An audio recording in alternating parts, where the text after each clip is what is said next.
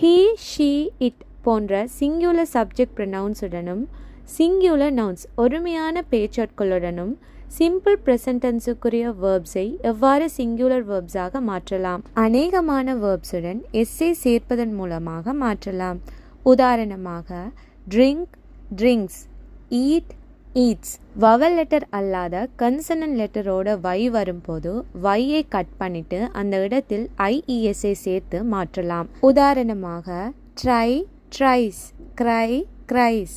ஒரு verb S அல்லது SH அல்லது சிஹெச் அல்லது எக்ஸ் போன்ற எழுத்து அல்லது எழுத்துக்களில் முடிவடையும் போது இஎஸ்ஐ சேர்த்து மாற்றுவோம்.